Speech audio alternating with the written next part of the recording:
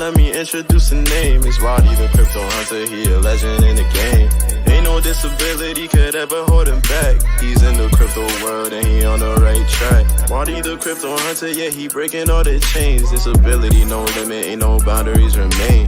Bitcoin, crypto, he could go insane. Conquer every challenge in the world of blockchain.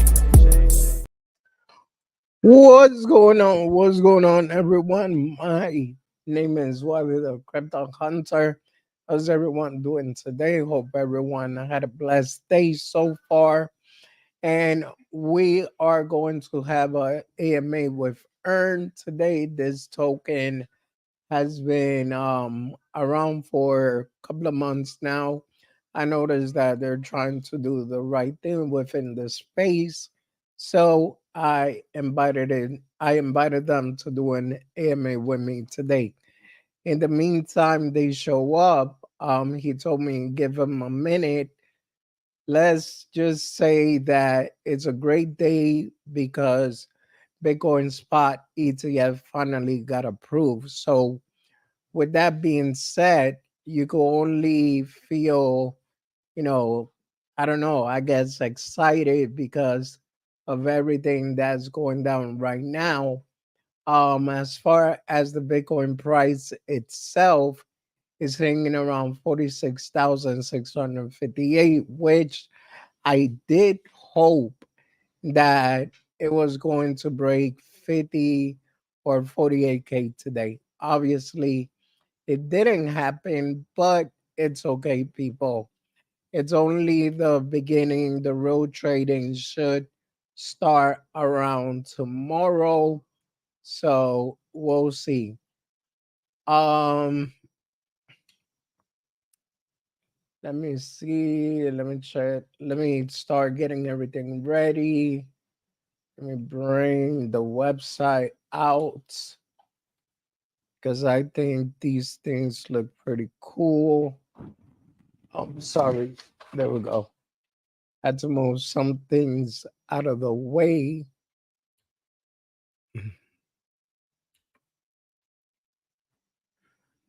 Okay.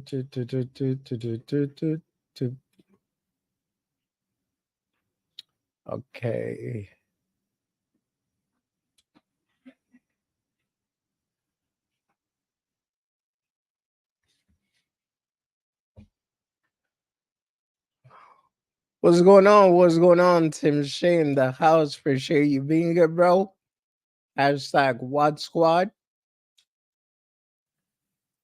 Oh, hold on. I took away the little. Okay. He is in the house. Give me a minute. What's going on, Michael? How are you? Great, great. Can you hear and see me okay? Yes, I hear you and see you perfectly fine. Awesome. Thank you. Sorry I was a little behind. Just finished up a cup of coffee. Had to go to the airport. This way to switch the schedule a little bit. But yeah, thanks for having me on. No, not a problem, bro. I mean, I appreciate you being here. And I'm excited to actually tell my audience about your project, bro. Awesome. Yeah. I always enjoy talking to you on Spaces, and I know we've been chatting for a while. So yeah, definitely like to do a, dive in with the community and just talk more about, Earn and everything, what's it about. And if they have questions, definitely. Yeah, so first you want to start with letting everyone know a little bit about yourself and how you got into crypto. Yeah, so my background, I used to be an IT director.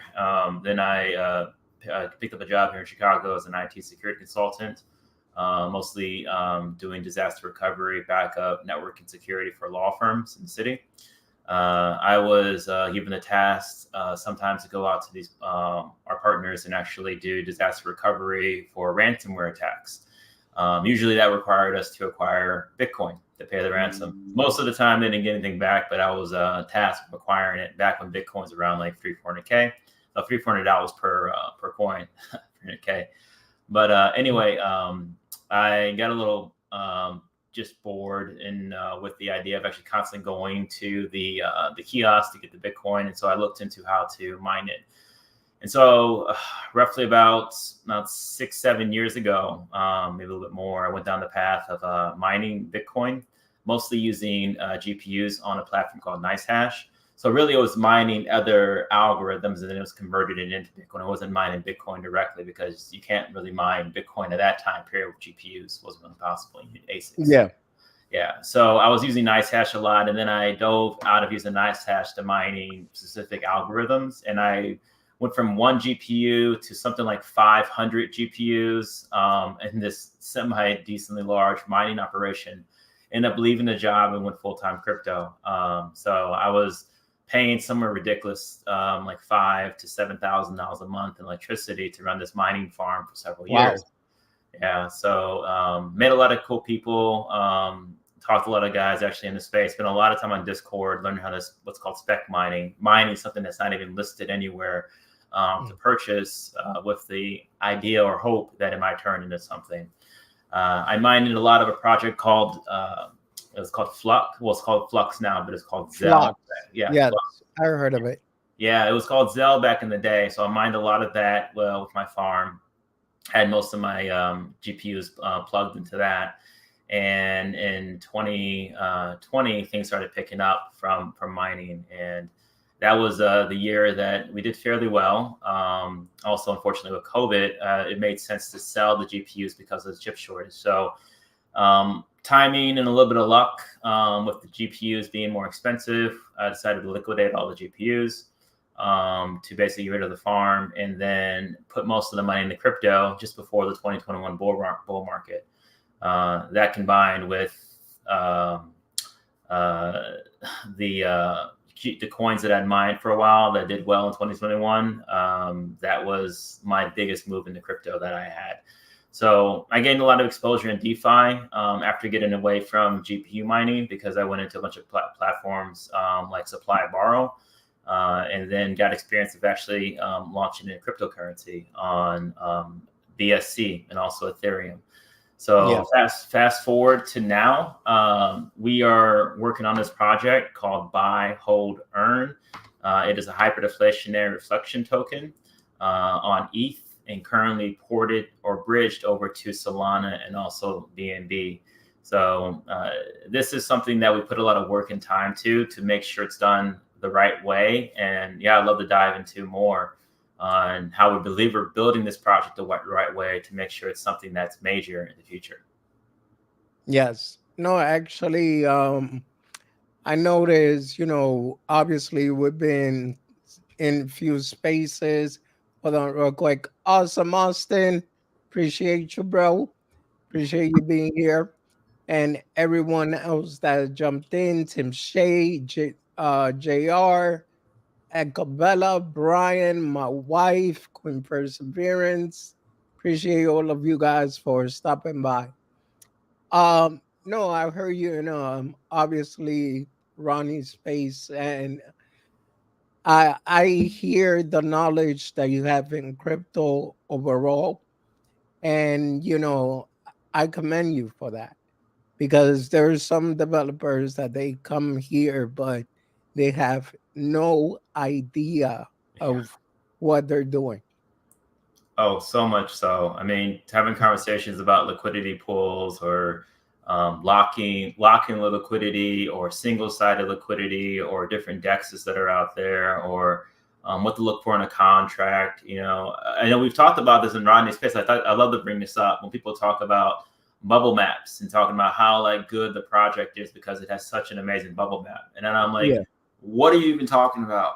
They could have just launched this project, kept the contract to himself, and did 100 wallets that aren't even connected to each other. And so I get a little bit I gotta say something. Like, you guys don't know what you're talking about here, all right? Like, this is how this happened, and it looks completely fine. I'm like, but yeah, I like to say that in the space is like, I even think I've said it one time. If you think a bubble map is going to make a project good, then you are going to probably lose everything because you don't know, you're not knowing how things work in the space. And I find even in Rodney's spaces, I like to talk more about crypto in general, less these days about earn. Really, I wanted to see if I can help people understand how things work out there because we're very close, if not in a pre-bull run right now. And there's going to be a lot of new people to come into the space. that aren't going to Correct. understand wallet draining links. They're not going to understand liquidity pools. They're not going to understand how to check taxes on a block explorer, where the money's going. They're not going to understand I try to identify who's inside of a Telegram that's pushing something. It's been kind of weird, to be honest, Wadi. It seems like we're in this new meta where it's bullish that a dev scams their community, anonymous dev, and then there's a whole community takeover these days. And I try to let people know that just because someone has quote unquote left that's undoxed doesn't mean they're still not attached to the project with either a farming tax or something, or wallets that are hidden.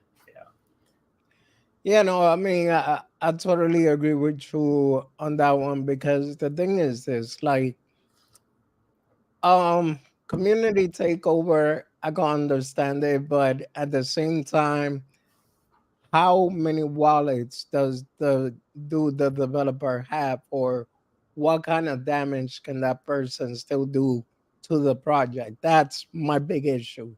But look, we could talk all about this if you want, but I want to know a little bit more about Earn. I pretty much know, I think, everything I need to know, but I want to hear from you.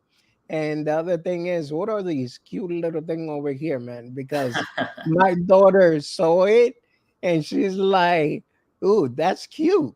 Yeah. So you're on our website right now. Earn. Let's start back at the token.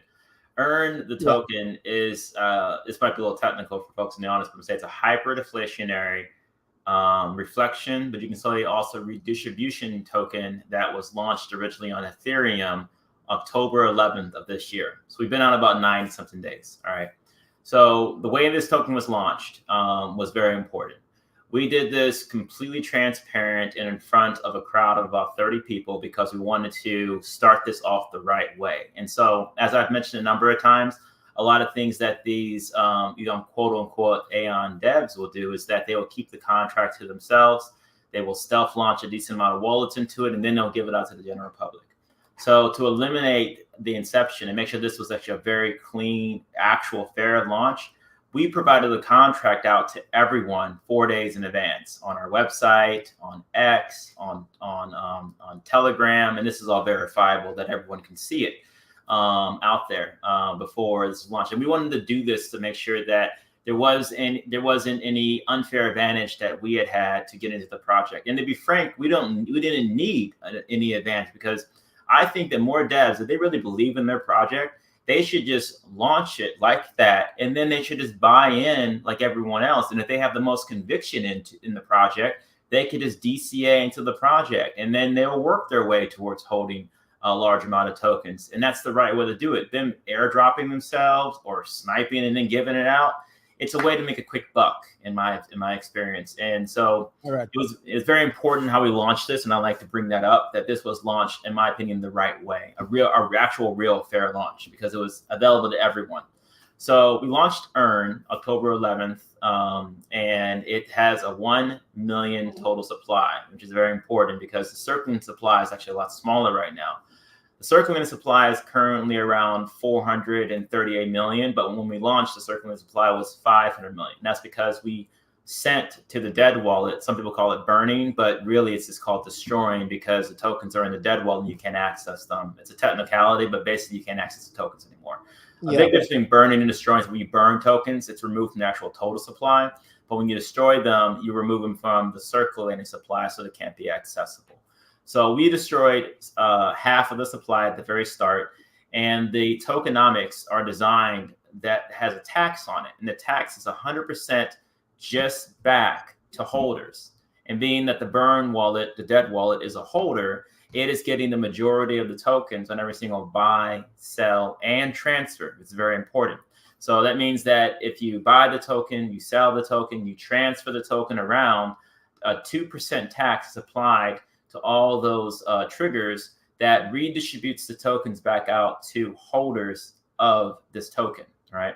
And as I mentioned, the dead wallet is the largest holder, so it's growing exponentially, which is why we say it's hyperdeflationary. Started at a 500 million circulating supply. Now we're down to about 438 million circulating supply. So burn or destroyed quite a few tokens in the process. Now, we launched this project, and shortly after, we launched our first of 2 NFT collections. Our first one that we came out with is Flames, which is why you see the flame on the website, which is our logo. And as some people have might have read the website or heard us speak about the project, we launched this because the bear market's been kind of horrific, pretty wild to say the least, with like the exchanges, the projects, the rugs, the stuff on X, which has been wild. And so this is for those that have kept at it, that kept their flame burning during this long, wild bear market, the resilience that are just that some people have checked out of crypto entirely during this bear market. So we created this project for that, a hyperdeflation and reflection token that's that basically gives tribute to those actually that have kept their flame burning throughout the entire bear market. And it's not based off of any Elon Musk tweet. It's not based off any meme or anything that's overhyped or some post. This is a timeless thing. And as you know, there's always going to be another bear market. All right. And so we created this project. We wanted to build something actually that can run not just to the bull run, but through the bear market and to the next bull run. And so we made this project not based off of any hype that's out there right now, and we called it Hold. The name is Hold, and the ticker is Earn. And it's called Earn because the redistribution of the tokens. You hold the token, you earn the token automatically. No connecting to any dApp.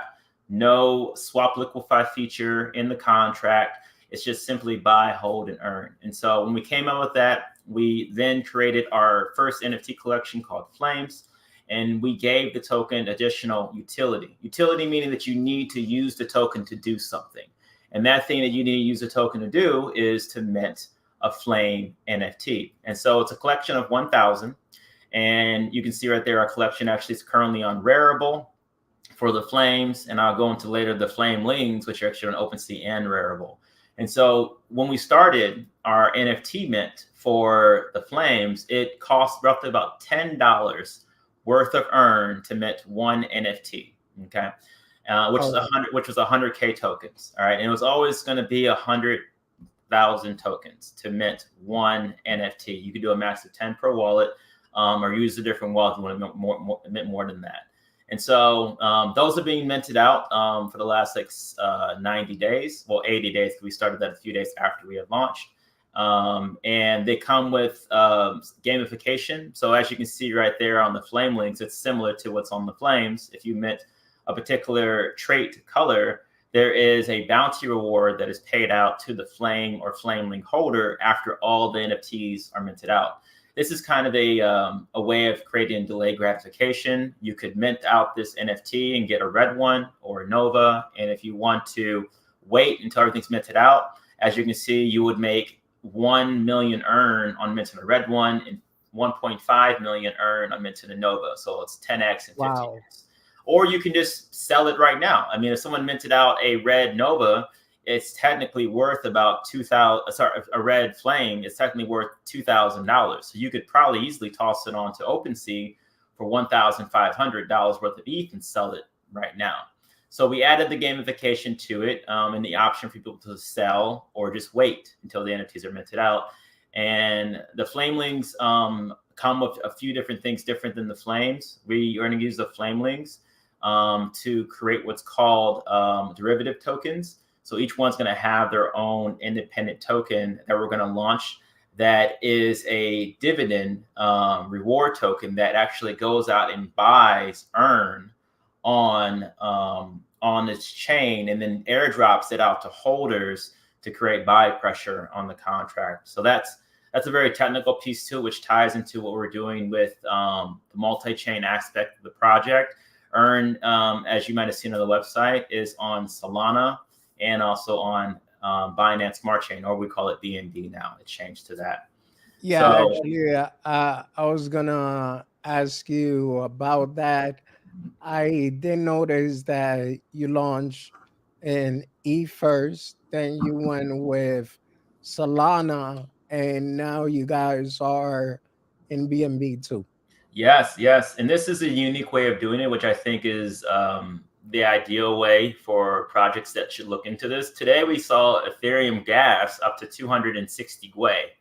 And for those that don't know that, that basically means the higher that number is, the more money you pay per transaction. And I think at some point today, it would cost you about $120 just to buy anything. So why would you buy $100 worth of a cryptocurrency on Ethereum with only spending, like I said, $100? You're spending more in gas than you would spend on the tokens. So we decided after a long time of going back and forth how we wanted to do this, that we were going to use a bridge porting option to take our current circulating supply that, as I mentioned earlier, is hyperdeflationary. The supply is getting smaller and smaller on every single buy, sell, and transfer on the Ethereum side.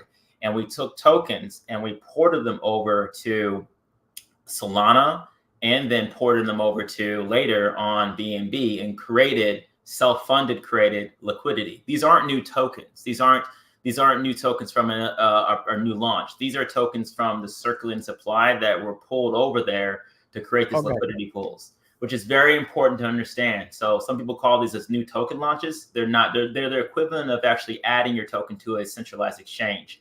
As buys and sells happen over there, price goes up in a centralized exchange. It also raises the price on the decentralized trading platforms because you're essentially trading the exact same token, just on a different network. All right, so very important there to see that.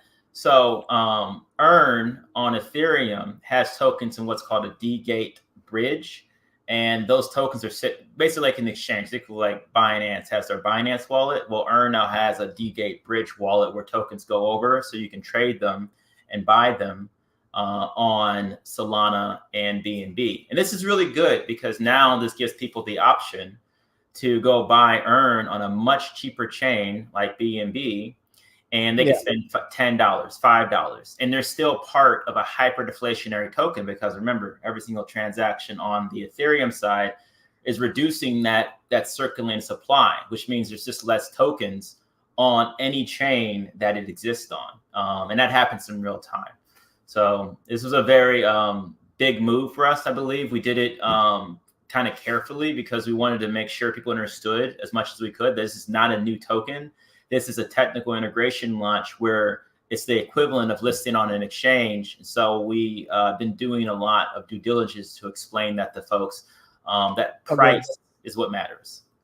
So let me make sure here. So it's like a cross dividend share. I mean, not dividend share, but share in a sense. Am I understanding that right? Yeah. So you're sharing the same. You're sharing the same circulating supply. So what's ever existing in the circulating supply, which is getting smaller on every single buy, sell, and transfer, is being shared between these additional chains. So as there's buys, sells, and transfers on that Ethereum side, what's available in the entire pool is reducing in size. And so what we've done essentially is we've created a 0 tax token on BNB and Solana that is also hyperdeflationary because the circulating supply is getting smaller on every single time someone buys or sells or transfers on the mainnet side, the Ethereum side. And so what we've been trying to educate people to pay attention to is the token price. The price per token is what's most important because if the price per token is lower or higher on any particular network or blockchain, then you have the opportunity for price arbitrage. But right now you can see that the price is somewhat similar on the different blockchains. I think it's a little bit lower on Ethereum side right now than what it is on BNB. So what that essentially means is that it makes sense for someone to go buy up tokens on Ethereum and then maybe try to sell them on the BNB side because there's a tiny bit of arbitrage there. It's like someone buying tokens on a DEX and then moving them to an exchange to sell them, but the price is a little bit different. As we get bigger and bigger, more people get involved in the community, these opportunities probably won't really exist because there's just too many eyeballs on it to allow it to sit. We're going to let money sit on the table, essentially. I also saw you on A.M.A with the Lions Den, which Scott is also a friend of mine. And I mean, gotta say that this guy has been bringing projects and They're always on point. So the fact that you were there, I was like, yeah, man, this definitely has to be a very good one. Which, like I said earlier, we've been speaking here and there on Ronnie's stream, and you could tell the difference when it's somebody that knows what they're talking about versus somebody that's trying to make it up as they go. Yeah, So, absolutely. Yeah. yeah. So my question is this: the reason why I said the Lions Den is because I heard you say that your goal. Do you want to talk about that? Yeah, so this project was launched in a way to make it as transparent and open as possible. I've been in this space a while, so I kind of know how things work. I know what people are going to look for. You're going to look for how it launched, how was the contract provided, Yeah. um, and just being as transparent as possible. We removed the contract sell function for a reason. We didn't, even though some projects, many, probably have that function in there for good purposes. Unfortunately, sometimes people can utilize as a way to create issues with the community. It's a lot about community sentiment is big in a project.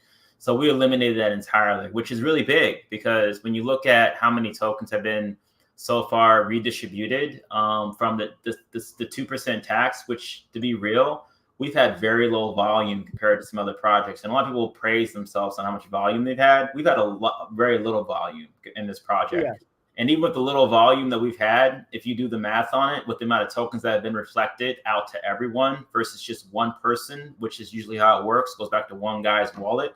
We're talking like hundreds of thousands of dollars that would have came back to one person with the small volume that we have on a 2% tax, something everyone should really look into when you're in a project. Where's the money going, right?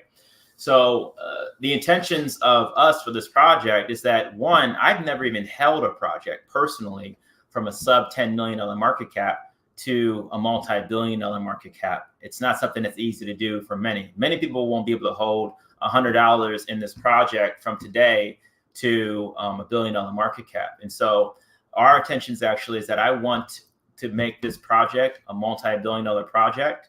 And I want to do it actually for our name and our face and fully docs as we are on this project. This is a goal of ours. And so we're doing this actually, to the best of our ability, the right way from the very start to make sure that can happen.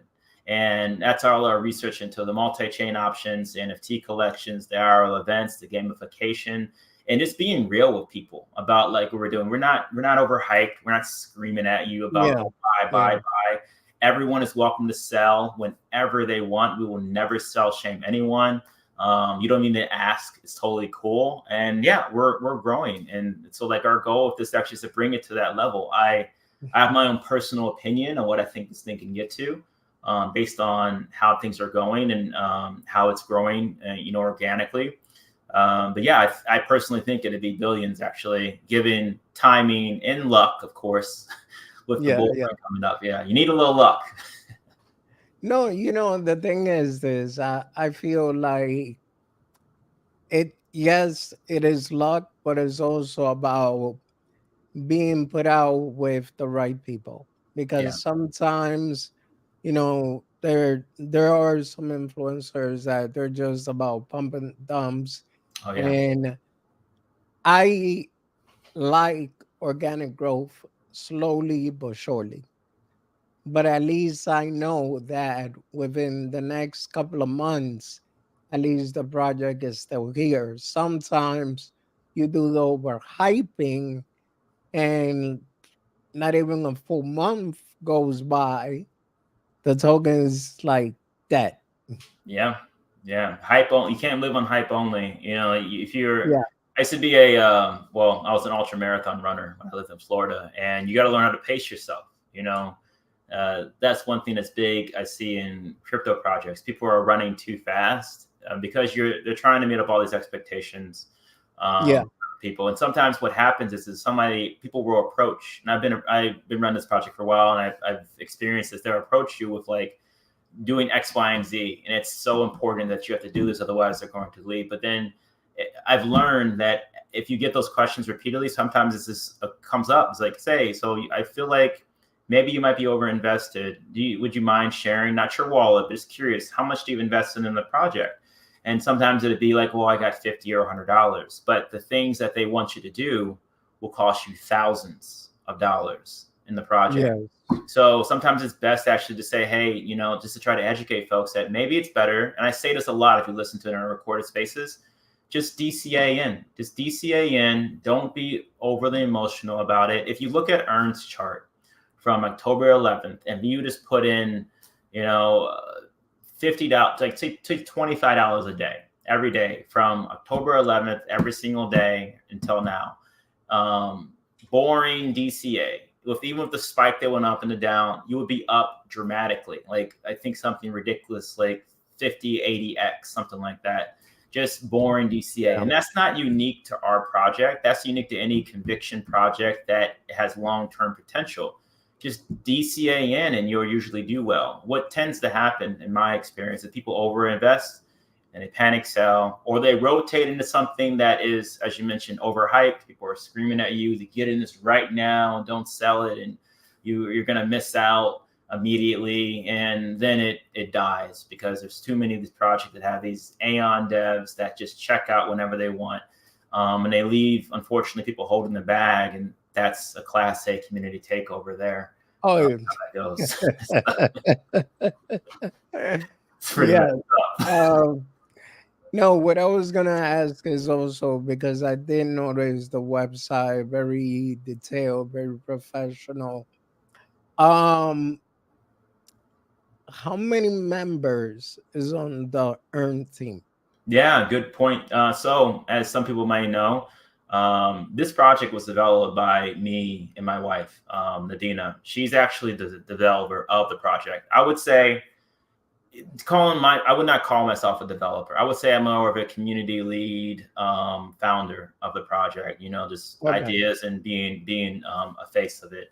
But Nadina, she actually has her PhD from Northwestern University here in Chicago, in biomedical engineering. And so she got big into crypto by tolerating, I guess, when I was mining and the place being really hot and all the loud noise and fans. And so she dove into crypto several years ago.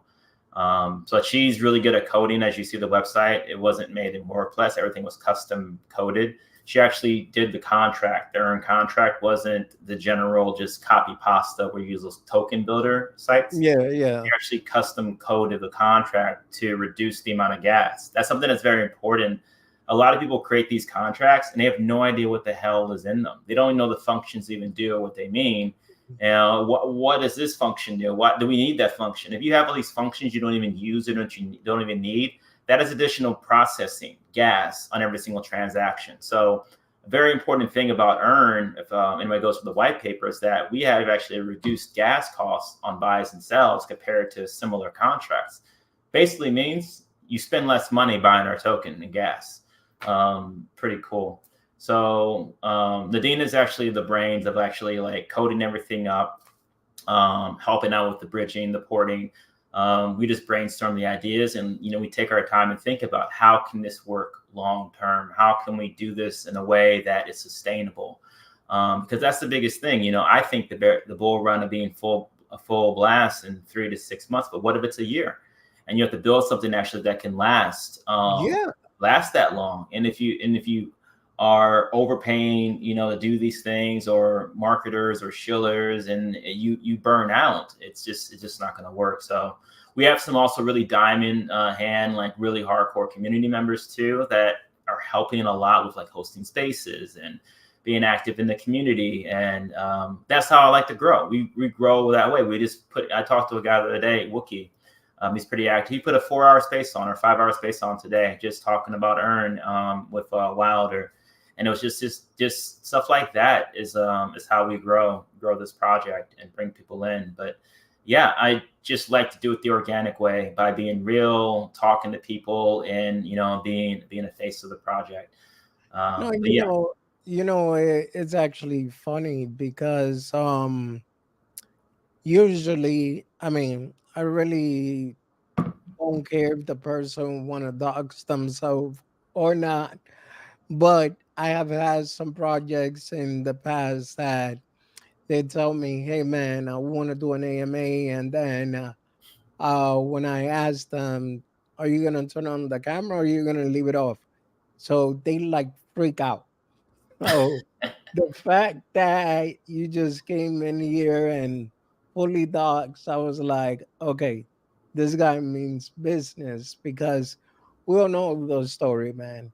Yeah, Sometimes they don't docs because they're hiding it's something. a ca- it's a That's the way I notice. accountability. It's accountability is Yes, what it is. And I've yes, talked to Shill Turner. He's running the project, and I like talking to other founders that are actually real.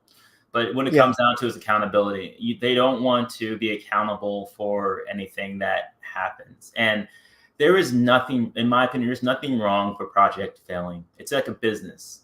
Businesses fail all the time, but have some damn accountability. And then like if you have accountability, if you actually are trying to do something, there's nothing wrong with that. But I think a lot of times people don't want to put their actual face to something because that otherwise they can check out for the most part whatever they want.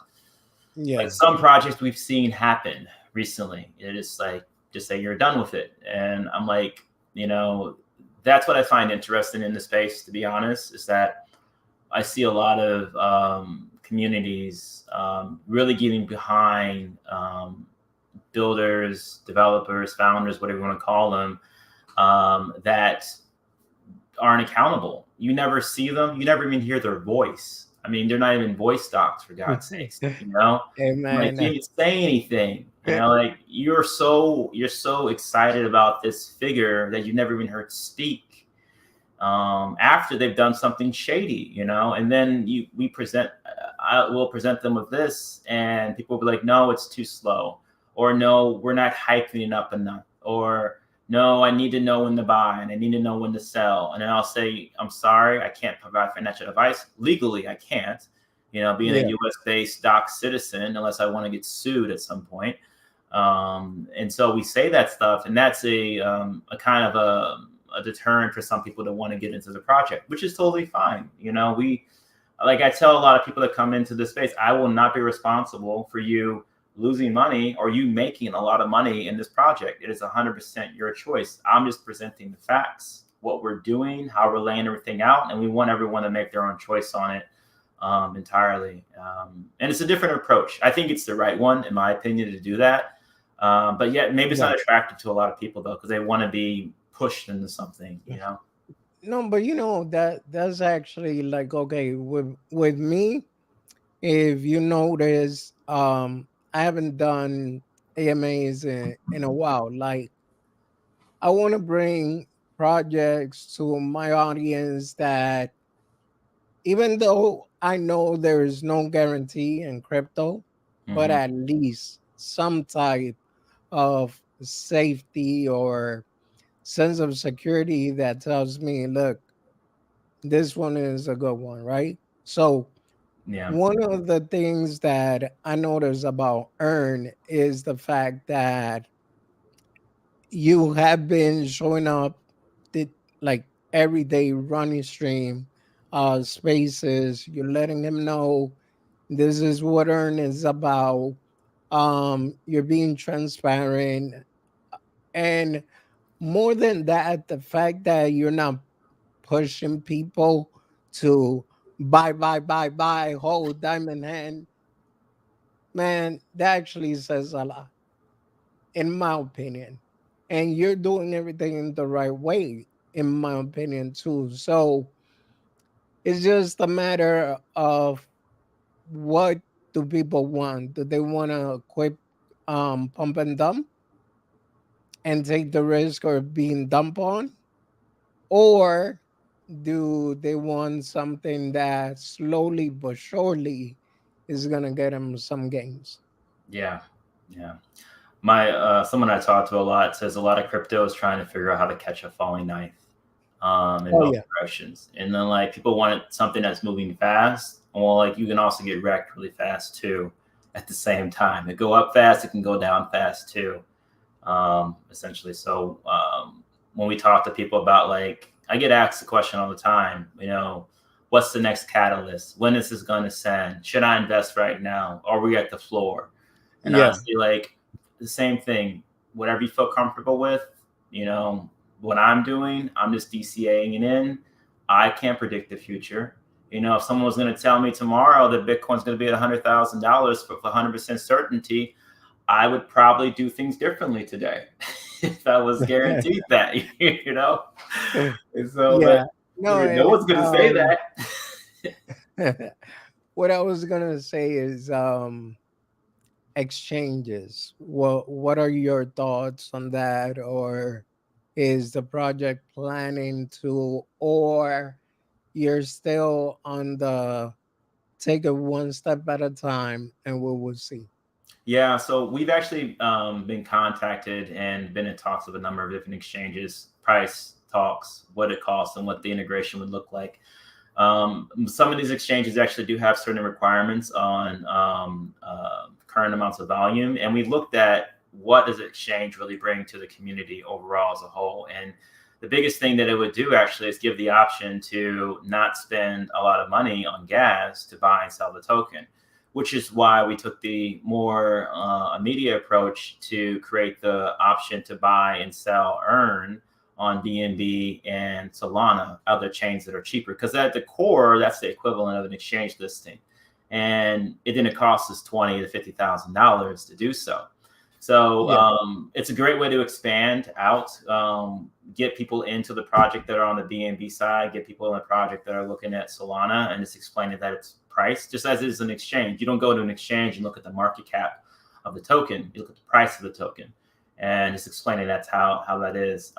We've looked at some smaller exchanges. I'm talking like a Bitmart, an A.M.A, Coin Tiger. And for the most part, we would personally like to get listed on a somewhat larger exchange like a KuCoin. And as most projects should know, if a listing is coming, you can't talk about it. Anyone's talking about it, you're not getting listed. Correct. Yeah, and so I could say that we are looking in conversations with exchanges, but it's gonna happen when it happens. We can't talk about it, but it's something that is on our radar. Yeah, That's actually understandable. And hey, man, I'm a big MEXC fan. So if you're looking into Bitmart, also look into MEXC. Just saying. It's on our list, actually. I can say that on one of them on our list. Yeah. Yeah. No, and basically, I'm looking at the market cap over here. At what market cap do you guys started? 5K. 5K? 5K. Jesus. So whoever got in extra early, it's up crazy. Quite a bit. And we sat at 30K, and I was in Rodney Spaces quite a few times for about a month. Wow. Yeah. You know, there I blame myself, man, because the thing is, we all been burned so much in this phase. We're gonna get PTSD when somebody comes. I know post-traumatic stress is for something else, but it's a joke. No, I hear you. Get rug pulled, honey Yeah, potted, delayed brother. honey So potted is you're worse. like, so you're like, just another meme coin. They're probably gonna do the same sing and dance song, Yeah. but wow, that's impressive. And you know, you guys close to 1 million market cap. That's Yeah, it's been just a grind. As you see, we hop into spaces, just talk to people, explain what hyperdeflationary reflection is. We even do like a little a sheet explaining what's the difference between us and like a Saitama, a Safe Moon, and Evermoon. To give the example of what they did with what they had and what we're doing with what we got. I mean, people think that Saitama was a reflection token, but here's a fun fact. Saitama had a tax of 4%, and out of that 4% tax, only a quarter of that tax charge went towards reflections. SafeMoon's the same way. Only a quarter of its tax went towards reflections. Evermoon, a quarter of its tax went towards reflections. These are, except for Evermoon and like Kishin, those are several projects that went to the billions. Earn has a 2% tax. 100% of that tax goes towards reflections or redistribution back to holders. And so we're explaining that how that works, and just grinding it out. We started out at 5K. We went up to about 200K the first day, and then we settled around 30 between 20K and 50K, and we've been doing essentially the exact same thing, no different. Growth, strategic growth like this that we've been doing since day one. Talking on spaces, hosting VCs, communicating with other groups, and just building like that. I mean, like building out the NFT collections, building out the additional chain options, and just actually just getting to know people too. Like being real with people is very important. I think it's a big way to build community, to be real with people, because there are a lot of scams and a lot of crap out there that it does stress you out and not want you put invest in something, because a Yeah, lot of man. people don't know accountability. They do you dirty. They just rug you and move on to the next thing. Yeah, no, and that is the funny thing. Like I've been seeing a token lately talking about Coinbase listing pretty soon, and Can't say one thing that. about me, yes, one thing about me, bro, I don't like lying to people. I don't like Kool-Aid. I don't like sipping the Kool-Aid like with Saitama. Dude, I think I drank the whole jar of Yeah. Kool-Aid in the beginning until the biggest launch, and I was like so confident that it was going to recover because it was the same movement the whole time, right? Yeah.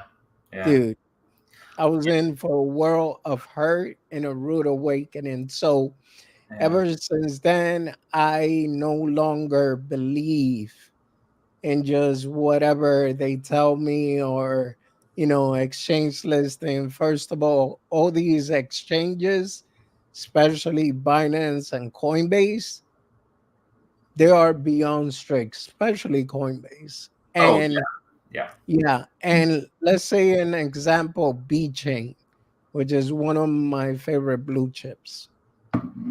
Bro, it took B Chain came out in 2015. Coinbase just listed it. Yeah. And they're going to be more strict now too, because of all the stuff with the SEC. They're going to want to know everything down to day one. How did this project come out? How was there any backing? Where did the money come from? All this stuff is going to be very important, which is why we launched it the way we did. Because like if we ever have plans to getting to that level, day one we got to be very careful how everything happens. That's very important, because these people are smart. They dig into all this stuff. They're going to dig into everything from day one, how this project Yeah, goes live. And so knowing that, down the line, that's a goal for us to, get up there like that. You don't get to that level, that market cap, unless you're listed in a few places at least. And so we knew it was very important to do this. And a lot of projects will say that stuff. Coinbase listing happening soon, or Binance listing happening soon, which is completely against the terms of service. I mean, you say that stuff, you're not going to get listed, so they know what the hell they're talking about. I've read it. It even says it in the KuCoin application. You cannot yeah, say you're going to get listed on KuCoin. If you do, you void it. I mean, it's a lot of exchanges have that stuff on there, and so where you see projects saying that stuff, it's a lie. It's what it is. yeah. 100%. And the reason why the exchanges don't want you to do that, because in a sense it's kind of market manipulation. On You're it is, yeah, telling people, hey, we're gonna get listed here. It's like telling them, hey, go buy now before we get listed, exactly, which is yeah. beyond insane, in my opinion. It is, yeah, it is. It's getting people to buy in for something that is not going to happen, and people toss that stuff on X, or in their TGs, and it's I would say it's fraud, actually, if not borderline fraud, doing that stuff to get people to buy in like that. But you're getting that happening from people who are actually that probably are anonymous, and there's no accountability for it, so there's no repercussions to their actions. Yeah.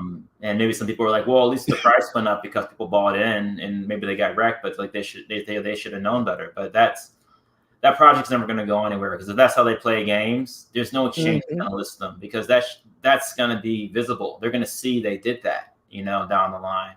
So Yes. Real quick, let me address this. Man, appreciate you, Seiko Hunt. I don't know about the donuts, but I'll take the $20. Okay, bro. It's a inside joke between my community. Oh So yeah. everything you seen, all the craziness, don't worry about it. Cool. Yeah, but what I was gonna say, yeah, man, I don't like when I see certain meme coins knowing that they're nowhere near the required volume or nowhere near in general to come out and mention, Coinbase or Binance. And, obviously it's totally different, but Sats, that's the only one, but it's a ordinal that got listed on Binance right away. And it's because Binance is actually partnered with them, Yeah. but it's not a crap coin. Yeah. Yeah, and Yeah, it takes liquidity, it takes community engagement, it takes history, it takes how was it created. There's so many check boxes that I'm probably not even on top of all of them. But someone to say that they put this thing out and then a few weeks later it's going to happen, no, no way in hell. Unless it's Binance's token, it's theirs, but that's not going to happen. And you can't even say that stuff, but yeah, yeah. yeah, but it's a grind to get there. And I feel like actually, we just do everything the right way, just keep building.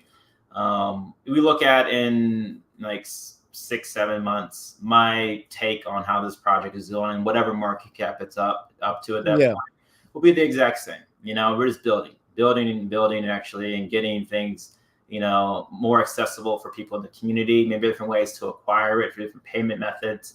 If you want to make it as easy as possible and accessible as possible on the folks. correct. Yeah. And so, if anyone's actually in the Chicago area, one thing I didn't mention about the Flames and Flameling NFTs is that we're going to be hosting a networking event Oh, in the wow. summer. Yeah, and that's going to be the Flame or Flameling is a ticket to come to the event. We're looking at hosting a boat party in Chicago. So that's networking's big. It's not just it's good to do with things actually in spaces and TG, but like I said, we're fully docked, so it's always good to meet people in the city too if they want to come out. So we're going to put that together. So people should stay tuned for an announcement of that soon. But if you have a Flame or Flameling, you can consider that your ticket. Very similar to what Board Ape Yacht Club does with their Ape Fest, where they use Yeah, those tickets to come to events. That's what we're going to do with the collection. On top of other things that is really cool with these NFTs. The ones you see in the website is currently dancing around and moving in the fire. A few of the community members have been doing that, animating them. But as you see on OpenSea, they're the 2D image. But we're looking at making little short video clips. Them kind of talking to each other, maybe discussing cryptocurrency stuff. Dude, it's exciting. eh, Yeah, have little yeah, conversations about what do you buy today? I don't know, and stuff like that. It'd be cool for to build it out. There's just so many options, like little plush dolls and merchandise. When you try to build this thing out to a very big level, there's a lot of things you can do with it, and it's timeless. It's not based on any tweet, like I said, or anything that's come up recently with in crypto, like an Inu or some AI project. yeah. It's based off of No, I mean it's learning. it's pretty clear, like you guys are distancing yourselves from the usual Inus. Mm-hmm. So that's pretty much cool. And the fact that you're even doing live events and all of that. Hey man, you're trying to get to know your community. That's a big plus too. Um what I was gonna say is my friend Timsky, you met him in spaces, right? Yeah, I remember Timsky. Yeah. Yeah, they're saying he's also a big earn maxi. So I'll reach out to him and see if you're interested on he's just starting out with his YouTube channel, but if you are interested, I'll talk to him about doing a AMA with you. That'd be amazing. Yeah, yeah, I love to do that. I like talking to other people in the space about not just the project but crypto in general. I mean, I Yeah, think there yes, will be several projects that would do very well, but I think being in the space for the time that I have, it's kind of a responsibility I take to just try to mention pitfalls that people are going to fall into. I've lost a lot of money just not knowing certain things. And we all know about all the FTXs and the Celsius and the BlockFi and the Voyagers and all the DeFi platforms. yes, But people don't know about links. People don't know about wallet-driven links. I mean, how people are placing those in telegrams or on X, and you can click on these things, or what to look for in the blockchain, to try to avoid things. I mean, a lot of it's based on relationships, people communities that you're in, because that can save you the most time. And yeah, hopefully, being involved in more spaces, I can just say, hey, it's cool you're in this project, but just FYI, you might want to look into this. How was it launched, or do you know the person? Are they even voice docs? Because there's a yeah, reason you're not. That's the thing. And real quick, Seiko Han says that on every stream he does, he shouts out Earn. That's awesome. So Thanks. I mean, I think you seen Tim Scheme run his face, but Yeah. if not, tomorrow I'll introduce you guys. If you're there and he's there, obviously. But no, what I was gonna say is first, you're more than welcome anytime, even if you just want to just do a regular crypto chat. Because I do like talking to people that also wants to educate others. Like for example, when I started getting involved in crypto, I did not know how wallets work, what chain to use. Man, my first experience, I sent $500 in Bitcoin Cash to a Bitcoin wallet. Mm-hmm. Yeah. I've been there. Yeah. Yeah. So, that's the part where I feel like people needs that to Yeah. learn and educate themselves as much as they can, especially when it comes to the DeFi space. That's where majority of the danger is at. Yeah. There's a lot of it out there actually, and it's fast. It's very fast paced, and you click. I have friends that have been in crypto for a while, and a couple have messaged me and said they got completely wallet drained. Clicked on a link, lost tens of thousands of dollars just Oof. on a link, and it was kind of messed up because there's another. I don't know if you know him. Is a Well Chart. He was actually talking about someone that clicked on a link and they lost like $100,000, and in Dino, one of the wallets got drained out, and I was like panicking for a little bit because I thought it was like one of my wallets, and so I'm like, wait, no, no, no, it's not. I put that stuff in cold storage, because I was like freaking because it happened before with another friend, and so like I keep a lot of them, and it's more old school, but it's careful. I keep a lot of my crypto not even connected to the internet, and it's slower because you got to go get your wallet and connect it and then do the transaction, but it only takes a second to click on the wrong thing, and then it's Yes. gone. And so many people keep way too much money in MetaMask, way too much money in these damn TG trading bots. And all it takes is someone to SIM swap you, and then they have access to your TG sniper bot that has who knows how much money sitting inside of it. I have people that were in earn day one. There was even one guy that was Yeah, like the but top holder that lost I, everything. I do have a question about that SIM swipe thing. Like, how does it work? Because I don't even know how it works. Yeah, it could be a number of ways. Sometimes the easiest way is social engineering, contacting the phone company and getting them to allow you back into the phone, giving you a new SIM with a number saying you've lost it. That's the easiest way to do it, social engineering to get the number. And as you know, once you have the phone number, this is what happened. This is very embarrassing for the SEC, but that's what happened to them. They supposedly got SIM swap because all they had was simple phone number verification. What the hell? I mean, that sounds so ridiculous. But Yeah. okay, but you see, this is the thing. Since you brought it up, man, By the way, congrats to everyone, guys. We finally made it. Bitcoin ETF got approved. Yeah. But that part, like, in my opinion, or maybe I've seen too much movies, shows, and all of that, but I thought that they used like this high end super cyber security protected laptops and phones. So No. how the heck did that happen to them? A That lot. that's the biggest question. Yeah, so like I said, my background, I was an IT director and then I was an IT security engineer. So I specialized actually in sometimes I was actually looking at my white hat certification by Yeah, studying backtrack and pen testing. Basically, you can go to an organization, you figure out how do you prevent people from getting in by trying to break in yourself.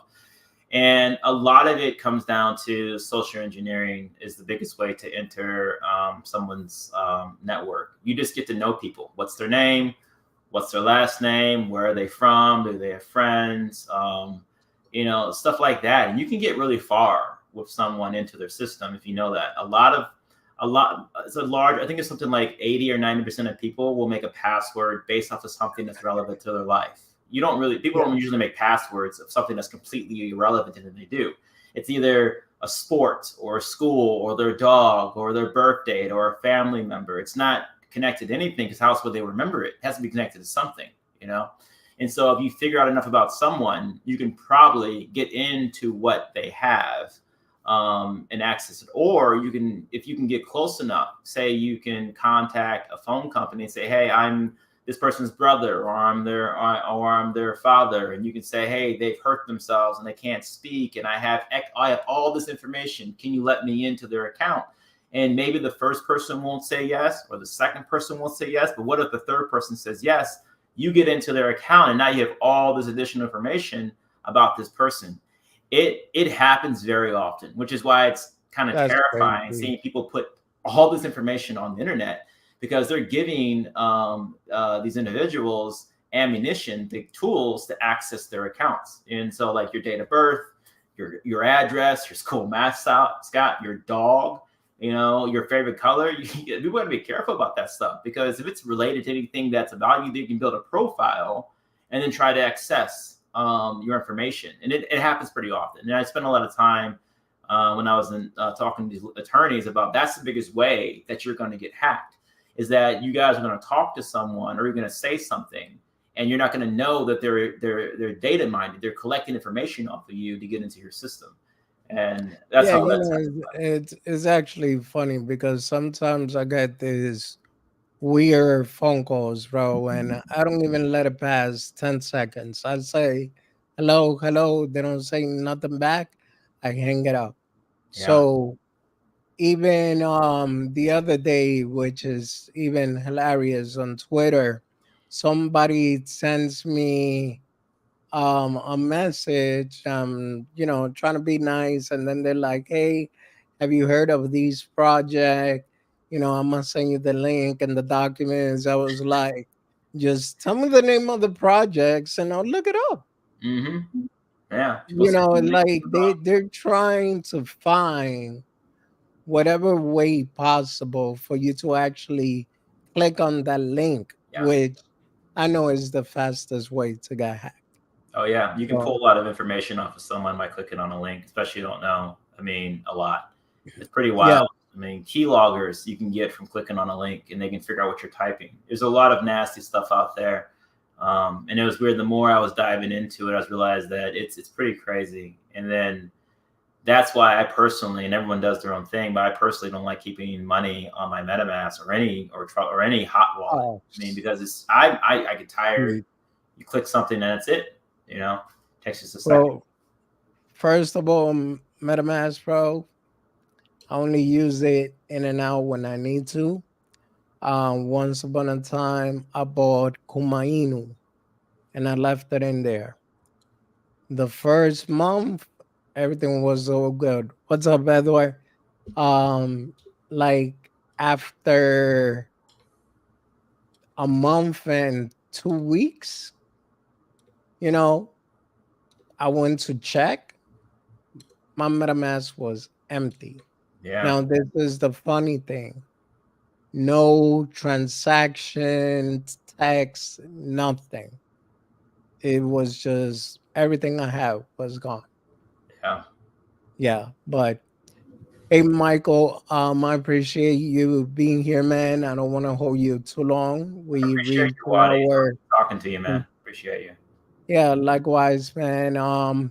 Is there anything else that you'd like to tell the audience? Yeah.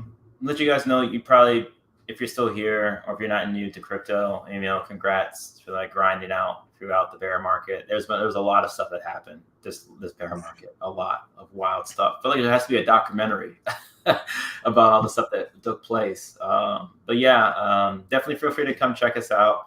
We're chilling in TG. Sometimes you'll catch us on Spaces. We'll probably be talking about even stuff that's not even crypto related. If I'm on if I'm on Spaces, you might even hear me chasing around my 2-year-old kid, try to get him to calm down. But yeah, it's not always crypto focused. I like to get to know people in the space, and I hope everyone, if you're not even invested in Earn, I hope you do well in anything you guys are invested in. Just look for conviction plays, something that actually you can get to know people in, and just try to DCA in, and if you can, take the emotions out of it.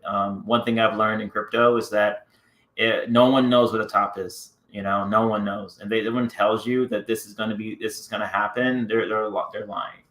Because anything can happen, and so just play it smart, and don't get overly too emotionally involved in something, because that's when you make mistakes in general. So that's pretty Yeah, much I it. agree. I mean, as far as no one know what the top is, I don't know, bro. I did call 48K, even if it was because of the fake news. It touched 48K. That's all I know.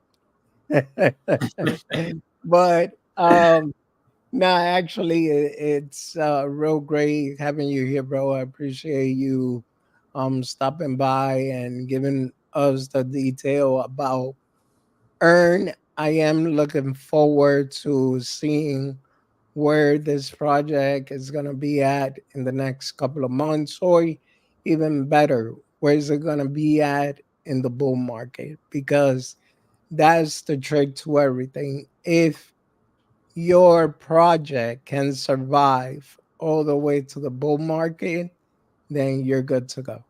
Oh yeah, yeah, and through the next bear market. That's the big goal for me. I want to get to the bull market, but more than anything, I want to get through the bear market, the next one, into the next bull market.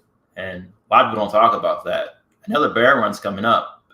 It's gonna be a No, long. no, I mean, it's actually crazy because some people, when you talk to them, that's how like Ronnie says, they're here to stay for a good time, not a long time, Yeah. because majority of the people, they only want to survive until the bull market. Then, Hmm. hey, that's it. What happens next? Like you said. So it shows that you're trying to stay here for a good minute, man. So my Yeah. respects for that. And you could reach out to me whenever you're ready. Just let me know any updates. Hey, Wadi, can we do another live stream? And I got you, bro. I appreciate you, man. I always appreciate talking with you and everyone that came in to watch it or checks it out later. Thanks everyone for attending. So you guys Yeah. all take care. Yeah. Well, with that being said, everyone, I appreciate each and everyone who tuned in. Lord Kitty got here a little late, but appreciate you being here. And with that being said, have a blessed night, everyone. Michael, give me a second. Don't go nowhere. Goodbye, everyone.